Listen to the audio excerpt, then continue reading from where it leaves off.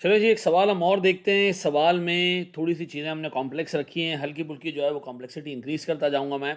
ठीक है जी। एक तो सर इसमें वही एक्सटेंशन ऑप्शन के ऊपर डिस्कशन है, और दूसरा इसके अंदर सर एक तो रेंटल जो है वो एडवांस में, और जो सब्सीक्वेंट यानी एक्सटेंडेबल पीरियड है उसमें रेंटल डिफरेंट है।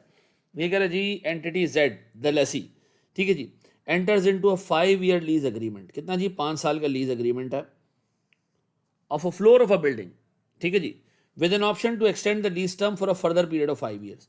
इसका मतलब है 5 साल हमारे पास नॉन कैंसिलेबल टर्म है, और 5 साल हमारे पास एक्सटेंडेबल पीरियड है। ठीक है जी, हम चाहें तो उसको एक्सटेंड कर सकते हैं।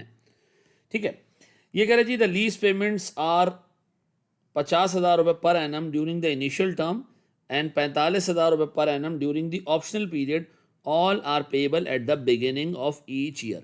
आंखें खोल के देख लें सर, हमारे पास नॉन कैंसिलेबल पीरियड में हमारे पास सर रेंटल है 50,000 रुपये का एडवांस में, पर ईयर एडवांस। ठीक है जी।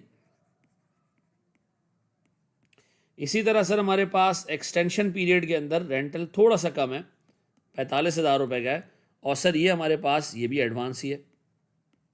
इसका मतलब है लेसी के पास ऑप्शन है 5 साल और 10 साल। ठीक है। To obtain the lease the lessee incurred initial direct cost 20,000 रुपये। लेसी ने सर 20,000 रुपये की इनिशियल डायरेक्ट कॉस्ट इनकर की है आईडीसी बाय लेसी, 20,000 रुपये। इसमें से 15,000 रुपये फॉर्मर टेनेंट को दिए हमने, और 5,000 रुपये हमने रियल स्टेट कमीशन पे किए। याद रखिएगा, आईडीसी चाहे आपने किसी को भी दी हो, पुराने वाला जा रहा है, आपने उसको as a token of appreciation किया, थैंक यू वेरी मच, आपने मेरे लिए जगह खाली कर दी, पैसे दे दिए, ये भी आईडीसी है। और आपने सेल्स कमीशन वाले बंदे को पैसे दिए, बैठ से दोनों नेसेसरी खर्चे, ये हम अज्यूम कर रहे हैं। तो याद रखिएगा सर, हमारे पास ये पूरे 20,000 रुपये, ये पूरे के पूरे 20,000 रुपये आईडीसी में आएंगे। डन। अब लेसर ने इसको कहा कि जो आपने कमीशन पे किया ना 5,000 रुपये का, ये मैं आपको रिम्बर्स कर देता हूँ। इसका मतलब है लेसी के जेब से नेट अमाउंट जो जा रही है वो 15,000 रुपये जा रही है, 5,000 रुपये उसको रिफंड किया जा रहा है। ठीक है जी। ये 5,000 रुपये इंसेंटिव के ज़मरे में आता है, तो आप क्या करोगे, उसको माइनस कर दोगे, जो आपका आईडीसी है उसके अंदर से माइनस कर दोगे, ताकि इसका इम्पैक्ट आरओयूए के अंदर आ जाए। याद रखिएगा, जो नेट आईडीसी हम पे करेंगे वही आईडीसी हमारे पास आरओयूए में ऐड होगी। ठीक है। फिर at the commencement the entity यानी lessee concludes that it is reasonably certain that he will exercise the extension option. Sir उसको लगता है कि वो पूरे 10 साल इसको यूटिलाइज करेगा। Implicit rate is not readily determinable. हमने थोड़ा सा आगे जाके अब डिस्कशन करना है रेट के ऊपर, तो इस वक्त इतना याद रखिएगा कि लेसर एक रेट है जो लीज में इस्तेमाल करता है। ठीक है जी। अपने पैसे रिकवर करने के लिए वो उसका टारगेट रेट होता है। कोई भी इन्वेस्टर देखो किसी वेंचर में पैसे डालेगा ना, तो वो अपना टारगेट रेट उससे एक्सट्रैक्ट करना चाहेगा, निकालना चाहेगा। तो लेसर एक टारगेट रेट इस्तेमाल करता है, लेसी को चाहिए वही रेट इस्तेमाल कर ले। अगर वो रेट पता नहीं चल रहा तो फिर लेसी को ऐसे ट्रीट करना चाहिए कि अगर मैं बैंक जाता मुझे किस रेट से लोन मिलता। तो याद रखिएगा, अगर लेसर का टारगेट रेट मौजूद है, जिसको हम आईआरआर कहते हैं, लीज में जो उसने इस्तेमाल किया है वो मौजूद है, लेसी भी उस रेट को यूज़ करेगा। अगर वो मौजूद नहीं है तो फिर लेसी इनिशियल डायरेक्ट जो इंक्रीमेंटल बोरिंग रेट है वो लेके चलेगा। याद रखिएगा, ये रूल सिर्फ और सिर्फ आईएफआरएस 16 तक लिमिटेड है। ठीक है। आईएफआरएस 15 में रूल डिफरेंट होगा। सर यहाँ पर लेसी ने वही रेट इस्तेमाल करना है जो लेसर ने यूज़ किया है। अगर वो रेट नहीं है तो लेसी फिर ये करेगा कि अपना इंक्रीमेंटल बोरिंग रेट लेके चलेगा, जो कि 5% है। ठीक है। अब बताएं जी, कहानी कुछ ऐसी है कि लेसी को ईयर 0, 1, 2, 3, 4, 5, 6, 7, 8 और 9, ठीक है जी, और 10। सर एक रेंटल पे करना है 50,000 रुपये का इधर, 50,000 रुपये का रेंटल इधर, 50,000 का रेंटल इधर, 50,000 का रेंटल इधर, और 50,000 का रेंटल इधर। ईयर 4 का, ये जो ईयर 4 लिखा है ये असल में ईयर 5 का स्टार्ट है। ये ईयर 1 का स्टार्ट, ईयर 2 का स्टार्ट, ईयर 3 का स्टार्ट, ईयर 4 का स्टार्ट, ईयर 5 का स्टार्ट। 4 का end is as good as mathematically year 4 का एंड इज 5th ईयर का स्टार्ट। ठीक है। सारा रेंटल एडवांस में। उसके बाद छठे साल के स्टार्ट पे, 7वें साल के स्टार्ट पे, 8वें साल के स्टार्ट पे, 9वें साल के स्टार्ट पे और 10वें साल के स्टार्ट पे, 10वें साल के एंड पे कुछ भी नहीं करना।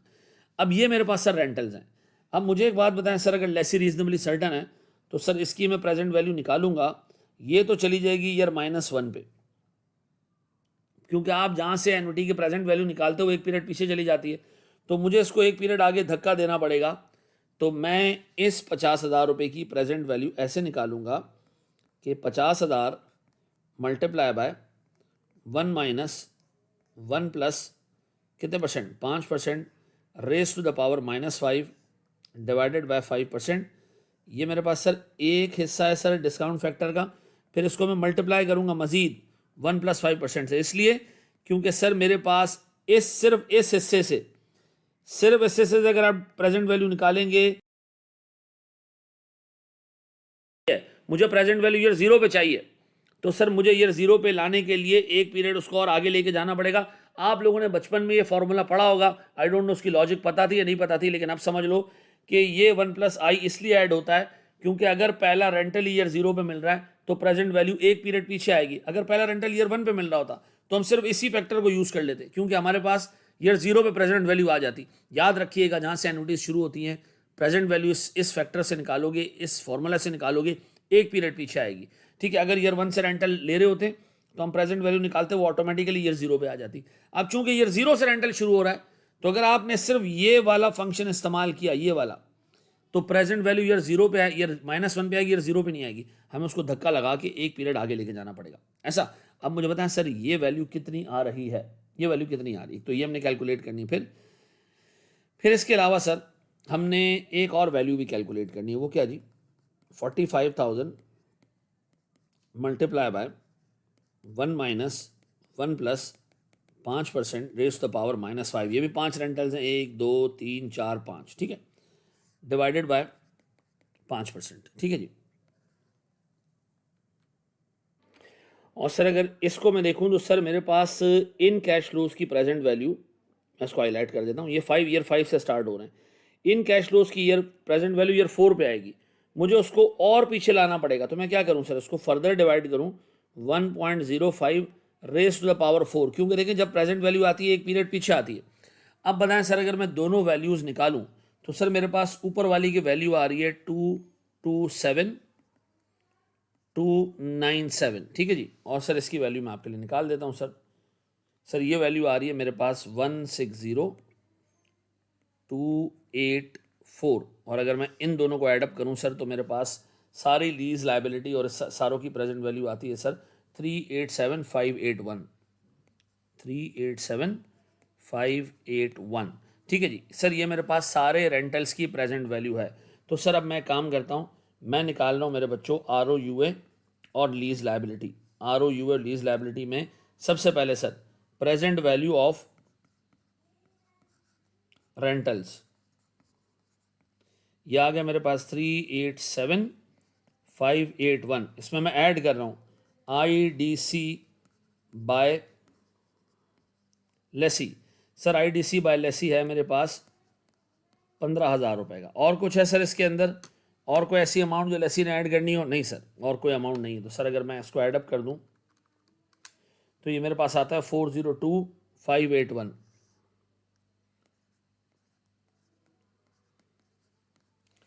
अब बताएं सर, मैं अपने पास एंट्री पास करूंगा डे 1 पे, सर इस पर कोई डेट वेट नहीं दी हुई है, तो मैं ईयर 0 पे ये एंट्री पास करूंगा।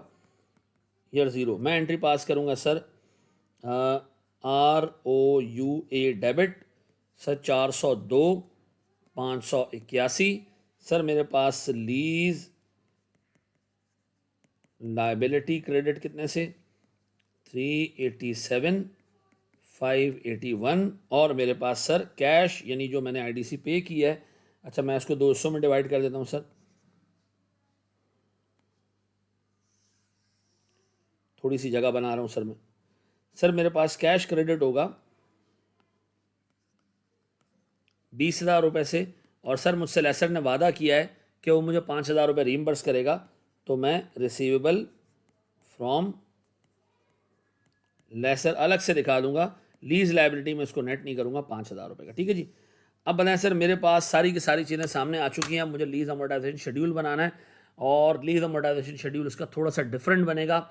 आए ज़रा सर एक्सेल पे कैसे बनता है वो शेड्यूल, एडवांस रेंटल का, नोइंग द फैक्ट के शुरू के 5 साल का रेंटल कुछ और है और बाद के 5 साल का रेंटल्स कुछ और है। आए ज़रा सर इसको बनते हुए देखते हैं। सर अगर मैं लीज अमोर्टाइजेशन शेड्यूल बनाना शुरू करूं तो सर मेरे पास ईयर, और शुरू में ही सर मैंने जो है वो ओपनिंग बैलेंस लेना है, उसमें से सर रेंटल पहले दिन ही एडजस्ट कर देना, माइनस कर देना, ठीक है। फिर मेरे पास एक एडजस्टेड ओपनिंग आएगा सर, उस पर मैंने इंटरेस्ट चार्ज करना है और सर साल के एंड तक मजीद कोई पेमेंट नहीं करनी, इसी से मैंने क्लोजिंग निकाल लेना है। अच्छा, मैं अप्रिशिएट करूँगा, हर बंदा देखें एक रिस्पेक्टिव टीचर से पढ़कर आ रहा होता है और उसका शेड्यूल बनाने का मेथड अलग होता है। आप कोई भी मेथड इस्तेमाल कर सकते हैं, इसमें कोई मजाक वाली बात नहीं है। मैं ये वाला मेथड इस्तेमाल करूँगा। इसमें किसी को कन्फ्यूजन है तो मुझसे पूछ ले, otherwise you are perfectly all right कि आप जो है वो अपने अपने टीचर के पुराने मेथड से लेके चलो उसको। तो मैं आपके सामने कह रहा हूँ जी, फर्स्ट 5 ईयर्स वाला जो हिसाब किताब था वो था 1 माइनस सर रेंटल कितने का था हमारे पास 50,000 का, और सर इसकी प्रेजेंट वैल्यू थी 1 minus 1 plus 0.05 raise to the power minus 5 divided by 0.05 multiply by 1.05।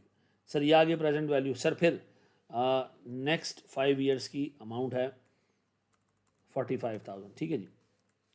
Sir इसकी हमने प्रेजेंट वैल्यू निकाली थी, निकाल चुके हैं हम। ये मैं सिर्फ आपके सामने दोबारा से एक दफ़ा रख रहा हूँ, ठीक है जी। रेज टू द पावर -5, ठीक है जी, डिवाइडेड बाय 0.05। इसको मैं फर्दर डिवाइड कर रहा हूँ 1.05 रेज टू द पावर 4 से, ठीक है जी।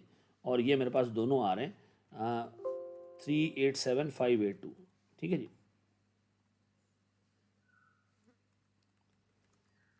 ईयर 1 ये मैंने ले लिया ओपनिंग बैलेंस सर, और मैंने पहले दिन ही रेंटल माइनस कर दिए 50,000 के, माइनस में लिखा मैंने, ठीक है सर। मेरे पास एडजस्टेड ओपनिंग आ गया था ना, यानी पहले दिन ही मेरे पास ओपनिंग बैलेंस इतना रह गया था। इस पर लगा सूद 5% का, और साल के एंड तक ये अमाउंट पे नहीं हुई। तो जब साल के एंड पे मैं अपनी लाइबिलिटी कैलकुलेट करूंगा तो मैं कहूँगा प्रिंसिपल प्लस मेरे पास जो लगा हुआ सूद, जो कि इफेक्टिवली नेक्स्ट ईयर पे होगा, ये आ गया सर। इसी तरह सर सेकंड ईयर में ओपनिंग 354, सर रेंटल यही रहेगा। सर रेंटल माइनस हो जाएगा शुरू में प्रिंसिपल से, अगेन इस पे लगेगा इंटरेस्ट 5%। याद रखिएगा ये वाला जो इंटरेस्ट है 16,879 रेंटल के साथ। अब बनाए सर मेरे पास all the way closing balance इसी तरह आ जाएगा। तीसरा, चौथा और 5वें साल अगर मैं एज इट इज़ उठा के कॉपी कर दूं तो मेरे पास सर ये बैलेंस होगा 5वें साल, ठीक है जी। अब छठे साल से फ़र्क सिर्फ इतना पड़ेगा कि रेंटल जो है ना वो 45,000 रुपये कटेगा, ठीक है जी। बाकी मामलात वैसे ही रहेंगे सर। तो 7वां, 8वां, 9वां और 10वां, ये 10वें के स्टार्ट पे ही क्या हो जाना चाहिए, ख़त्म हो जाना चाहिए। हो गया ख़त्म 10वें के स्टार्ट पे। ये मेरे पास सर लीज अमोर्टाइजेशन शेड्यूल है। और इसी तरह सर मेरे पास ROU है, जो ROU है वो भी 10 सालों में ख़त्म होगा। सर मैं उसका भी टेबल बना देता हूँ। ROU है सर मेरे पास ईयर ओपनिंग,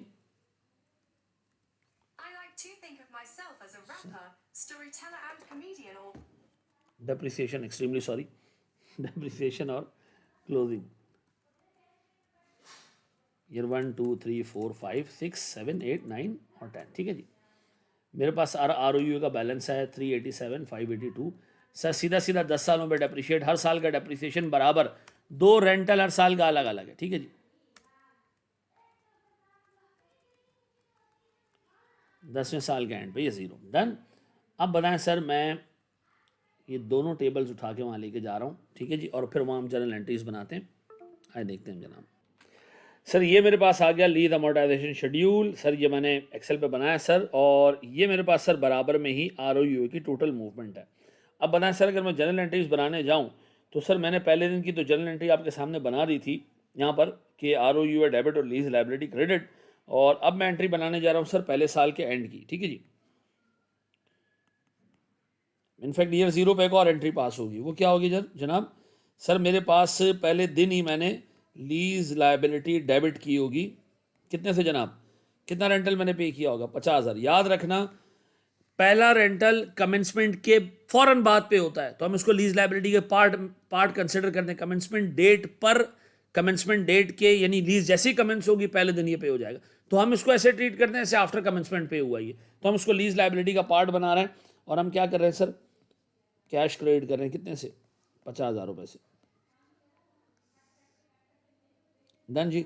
सर मेरे पास इसी तरह जब पहले साल का एंड आएगा तो मैं 2 काम करूंगा। एक तो मैं इंटरेस्ट बुक करूंगा सर,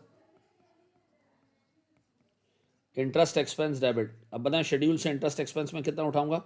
सर मैं उठाऊंगा 16,879। देखो मैंने अभी तक डिस्क्लोजर पे कोई बात नहीं की है, थोड़ा सा आराम से बात करेंगे उसके ऊपर सर। Lease liability 16,879 79 done. फिर जी पहले साल के एंड पे एक और एंट्री, वो क्या जनाब?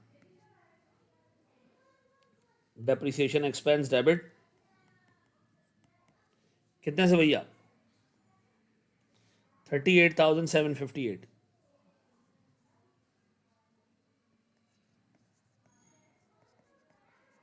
और अलाउंस या आप डायरेक्ट ROU भी क्रिएट कर सकते हैं 38,758 ऐसा।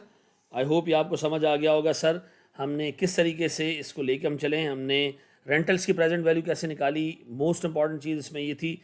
और सर उसमें सबसे इंपॉर्टेंट चीज़ ये थी कि रेंटल अगर दो हिस्से में आ रहा हो तो पहले हिस्से को आपने अलग लिया, दूसरे हिस्से को आपने अलग लिया, एडवांस की ट्रीटमेंट आपने देखी, उसके बाद फिर ROU लीज लाइबिलिटी का शेड्यूल आपने देखा, ठीक है जी। और फिर हमने इसकी जनरल एंट्रीज देखी। मैं डिस्क्लोजर पे बात नहीं कर रहा, ना एक्सट्रैक्ट्स पे बात कर रहा हूँ, सिर्फ कॉन्सेप्ट्स आपको दे रहा हूँ।